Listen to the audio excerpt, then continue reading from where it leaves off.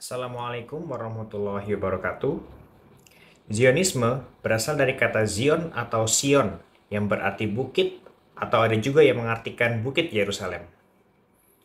Munculnya kata Zion pertama kali ada di kitab Perjanjian Lama ketika Nabi Daud alaihissalam yang sekaligus raja mendirikan kerajaannya tahun 1000 sampai 929 sebelum Masehi. Dalam kitab Perjanjian Lama, kata Zion disebutkan sebanyak 152 kali yang semuanya menunjuk pada kota Yerusalem.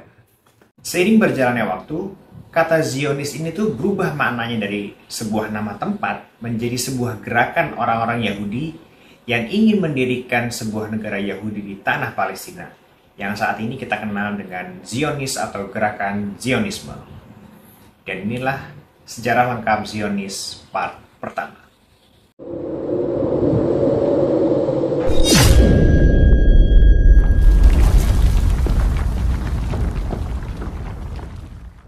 Pemikiran Zionisme ini pertama kali menjadi besar dan dikenal dunia ketika Nathan Birnbaum mencetuskannya pada 1 Mei 1776 Masehi di New York.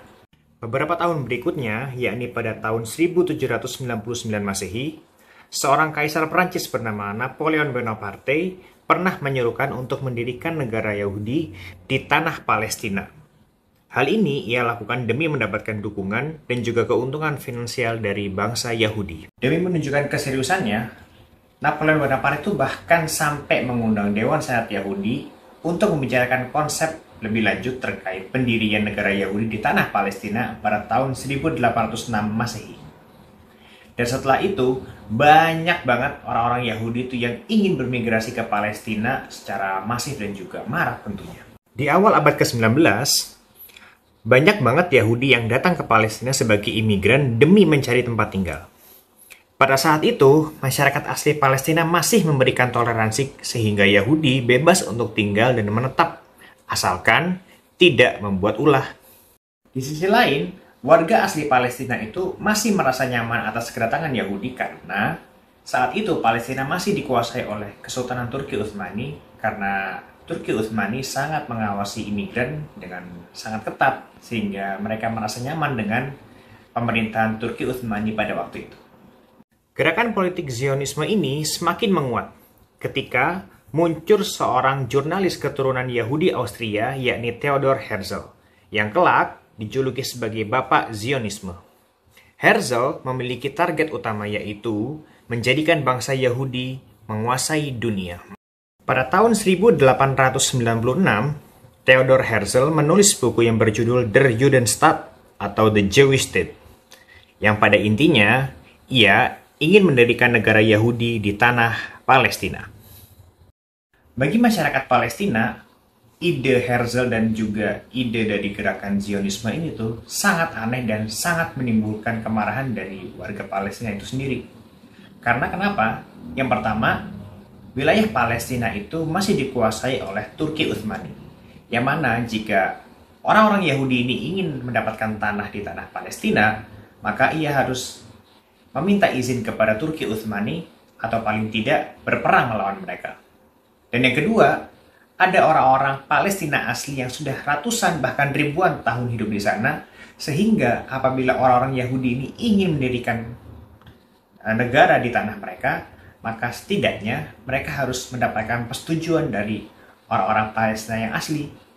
Namun, orang-orang Zionis itu sama sekali nggak peduli dengan pendapat para warga Palestina ataupun pendapat-pendapat lain yang pada intinya ingin menghapuskan impian mereka untuk mendapatkan tanah Yahudi di Palestina. Demi mencapai tujuannya, orang-orang Zionis itu mempunyai rencana yang sangat-sangat licik, yaitu dengan cara meniadakan keberadaan orang-orang asli Palestina dari tanah Palestina itu sendiri. Sementara itu, mereka mencoba mendapatkan pengakuan bagi orang-orang Yahudi yang baru saja datang atau bermigrasi ke tanah Palestina. Maka dari itu, orang-orang Zionis itu mendekati dan berbincang dengan negara Inggris demi memuluskan strategi yang selama ini telah mereka rencanakan. Di tahun 1897, orang-orang Zionis mengadakan Kongres Zionisme pertama di Basel, Swiss. dan mendeklarasikan secara terang-terangan bahwa mereka ingin mendirikan negara Yahudi di Palestina. Mendengar berita itu, orang-orang Yahudi yang merasa tidak nyaman tinggal di negeri mereka memutuskan untuk pergi dan bermigrasi ke tanah Palestina. Di samping itu, merosotnya kekuasaan dinasti Turki Utsmani sejak akhir abad ke-19 juga menjadi salah satu faktor bagi masuknya orang-orang Yahudi di kawasan Palestina dalam jumlah yang sangat besar. Kemiskinan masyarakat asli Palestina menjadi salah satu faktor paling penting bagi terjadinya penjualan tanah milik orang-orang asli Palestina kepada orang-orang Yahudi. Pada tahun 1901, Theodor Herzl sebagai kepala gerakan Zionisme bertemu dan memohon kepada Sultan Abdul Hamid II untuk memberikan tanah di Palestina dengan imbalan uang yang sangat banyak dan akan memulihkan kas keuangan Turki Utsmani. Meskipun pada saat itu Turki Utsmani sedang memiliki banyak hutang dan diambang kebangkrutan, Sultan Abdul Hamid II tetap menolak dengan keras dan menyuruh orang-orang Yahudi itu untuk segera angkat kaki dari Istanbul. Karena mengetahui bahwasannya selama ada Turki Utsmani, orang-orang Yahudi tidak akan mendapatkan sejengkal pun tanah di Palestina, maka kelompok Zionis ini memunculkan seorang agen Yahudi Dunamah bernama Mustafa Kemal Pasha yang kelak akan meruntuhkan kekhalifahan Turki Utsmani beberapa tahun kemudian. Tahu bahwa Turki Utsmani tidak mau memberikan tanah sejengkal pun kepada orang-orang Yahudi, maka pada 1903 Masehi, Joseph Chamberlain yang menjabat sebagai sekretaris negara untuk koloni di pemerintahan Inggris sempat menawarkan Uganda kepada Herzl untuk dijadikan negara Yahudi kepada organisasi Zionis. Namun saat dibawa ke Kongres Zionisme ke-6, usulan Uganda untuk menjadi negara Zionis atau negara orang Yahudi tersebut ditolak sama sekali oleh mereka. Di antara tokoh yang menolak adalah Chaim Weizmann, seorang ilmuwan yang kelak akan menjadi presiden Israel yang pertama. Sekalipun menolak, Weizmann melihat adanya harapan untuk mendirikan negara Yahudi di tanah Palestina melalui dukungan Inggris. Sehingga pada tahun 1904, Weizmann memutuskan untuk pindah ke Inggris dan menjadi pengajar di Universitas Manchester. Di Inggris, Weizmann bersahabat dengan beberapa orang penting. Salah satunya adalah Arthur Balfour yang kelak akan menjadi tokoh penting dalam terbitnya Deklarasi Balfour. Sejarah berdirinya Zionis tidak bisa dilepaskan dari Perang Dunia Pertama. Pada awalnya, orang-orang Zionis dan orang-orang Yahudi itu memilih bersikap netral dan tidak memihak pada siapapun karena ingin memastikan keselamatan bangsa Yahudi itu sendiri. Namun, seiring berjalannya waktu, Yahudi, khususnya orang-orang Zionis, membantu Inggris dalam perang tersebut karena berharap jika Inggris menang, mereka akan diberikan tanah di Palestina.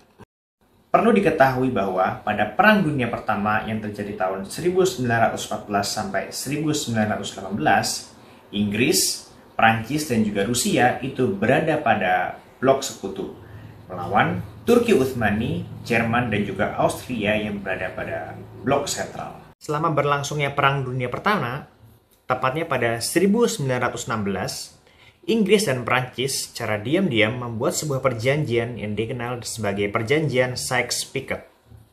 Isinya adalah membagi wilayah Turki Utsmani menjadi 3 zona dominasi. Inggris akan memegang kendali atas Yordania dan sebagian Mesopotamia, yang sekarang bagian dari Irak. Sedangkan Prancis akan memegang kendali di Suriah, Lebanon, dan bagian Mesopotamia yang lainnya. Sementara wilayah Palestina akan ditentukan pada kemudian hari.